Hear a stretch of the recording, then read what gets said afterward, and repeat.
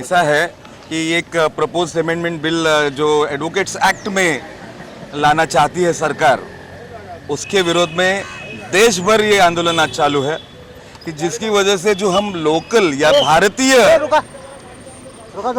Advocates है, भारतीय या हिंदुस्तानी एडवोकेट्स है, जो उनके ऊपर एक प्रकार का क्या बोलते हैं काम के बिना घूमना पड़ेगा। मतलब बाहर के सरकार आएगी, बाहर के लोग आएंगे, इसका मतलब है बाहर की सरकार इस सरकार पे राज्य करेंगे कि ये दिखाने के लिए और कि हम ही अभी भी आप पे आज भारत देश पे हिंदुस्तान पे हावी है। इसका एक उत्तम नमूना आज सरकार ने इधर पेश किया है। अमेंडमेंट बिल प्रपोज्ड है ये, लेकिन इसके विरोध करते चलते ये तो नहीं होगा। और फॉरेन लॉ फर्म जितने भी है वो सब इधर आएंगे, तो हम तो जो भारतीय एडवोकेट्स है, जो इंडियन एडवोकेट्स है, हिंदुस्तानी वकील है, उन लोग बिना काम के हो जाएंगे। और जो भी आएगा हमको उनके पगार पे डिपेंड रहना पड़ेगा, वो हमको डोमिनेट करेंगे। जो भारतीय कायदा है, इंडियन पिनल कोड बोल रहे हैं उसको, वो क्या बोलते हैं फॉरेन पिनल कोड हो जाएगा।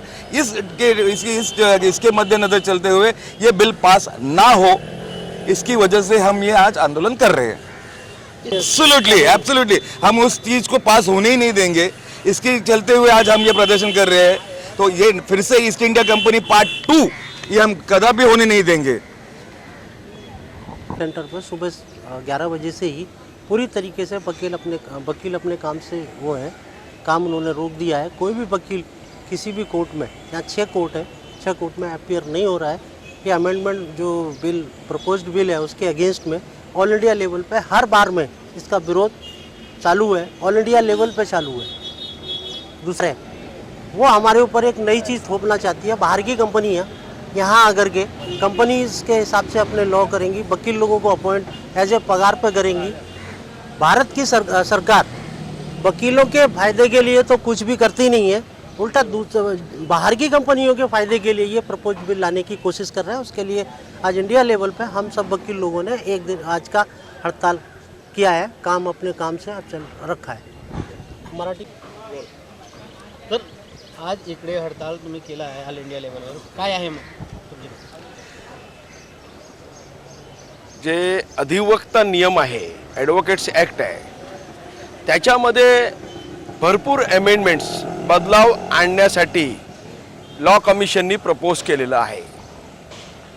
पहिला मूळ मुद्दा असा आहे की वकील लोक या समाजाचे आझादीच्या काळापासून आधारस्तंभ राहिलेले आहेत आणि वकील फ्री असल्या कारणानेच आजचा नेता उद्या आरोपी झाल्यावर, त्याच्यावर काय तक्रार झाल्यावर वकील त्याच्यासाठी भांडतो। मूलभूत अधिकार संविधानामध्ये दिलेले आहेत, ते कोर्टामध्ये राबवून घ्यायची क्षमता फक्त वकिलांकडे आहे। तो अधिकार वकील तेव्हा राबवतो जेव्हा तो कोणत्याही ताकदीच्या खाली लढवत नसतो। डिसिप्लिनरी कमिटी म्हणून प्रत्येक बार काउन्सिल ऑफ स्टेटमध्ये एक डिसिप्लिनरी कमिटी असते, जी वकिलांच्या विरोधात होणाऱ्या तक्रारी याची हिअरिंग करते। ती कमिटी कोणती असते तर त्या राज्यातले बार काउन्सिलचे निवडून आलेले, म्हणजे वकिलांनी निवडून दिलेले जनप्रतिनिधी, जे वकील प्रतिनिधी असतात ते असतात किंवा त्यांनी अपॉइंट केलेले कमिटी असतात। त्याच्यामध्ये बाहेरच्या लोकांचे ढवळाढवळ नसते। पण या प्रपोज अमेंडमेंटमध्ये त्या स्टेट काउन्सिलला फक्त 2च माणसं, त्यांचे निवडून आलेले बार काउन्सिलचे जे रिप्रेझेंटेटिव्ह आहेत त्यातले फक्त 2च माणसांना अपॉइंट करायचे अधिकार दिले आहेत। आणखीन 2 माणसं समाजातले कुठले तरी एमिनेंट चांगले मान मरतबेवाले लोक असतील। पण मला सांगा, ज्या लोकांना कायद्याचं नॉलेज नाही आहे, ज्या लोकांना वकिलांची भूमिका काय आहे, त्यांना काय फसवणूक होते, त्यांना काय त्रास होतो ते माहिती नाही आहे, ते लोक हे ठरवतील का वकिलांच्या विरोधात केलेली तक्रार खरी आहे किंवा खोटी आहे। आज वकिलाने एवढा त्रास होतो काही नसताना, तर नंतर वकील गुलाम होणार। आणि तिसरं हायली ऑब्जेक्शनेबल म्हणजे एखादा रिटायर्ड हायकोर्ट जज किंवा डिस्ट्रिक्ट जजला हे अधिकार तुम्ही कसे देऊ शकता की तो ठरवणार की बाबा हा वकील चुकीचं काम करतोय, त्याला डिबार करा, त्याची सनद सस्पेंड करा 6 महिन्यासाठी 8 महिन्यासाठी. कशाला? ऑलरेडी वकील आणि न्यायालयामधले न्यायाधीश या दोघांमध्ये वाद सुरू असतो. त्यांची इम्युनिटीज असते, त्या लोकांची एनिमी असते, ते दुश्मनीमध्ये चालतात. कधी कधी त्यांचा इगो वागवतो. समजा उद्या मोठ्या वकिलाला खोटी तक्रार करून त्याला त्या प्रॅक्टिसमधून बाद करायचा कट रचवला गेला आणि त्या पर्टिक्युलर अशा डिस्ट्रिक्ट जजला त्याच्यामध्ये मेंबर आहे ज्याचा त्याचा विरोध आहे, तर काय होणार त्या वकील महाशयाचा? म्हणून हे कुठल्याही परिस्थितीमध्ये हा बदलाव करून देता येऊ शकत नाही. अजून एक गोष्ट आहे, as per advocates act city civil जज आणि हायकोर्ट जजचे पॉवर हे त्या कमिटीला दिले जातात जे वकिलांच्या विरुद्ध होणाऱ्या तक्रारी ऐकतात. हेच पॉवर आता तुम्ही उद्या त्या लोकांना देणार ज्या लोकांना कायद्याचं नॉलेज नाही आहे, तर कसं होणार? म्हणून हा अमेंडमेंट जो आहे हा टोटल वकिलांच्या विरोधात आहे. दुसरं, आपण एका साईडला भारताचे पंतप्रधान नरेंद्र मोदीजी आणि त्यांची टीम सांगतात की आपण स्वदेशी होऊया आणि आपण भारताला इंडिपेंडेंट बनवूया, फॉरेन लोकांना इकडे आपण फक्त इन्व्हेस्टमेंटसाठी अलाउड करतो.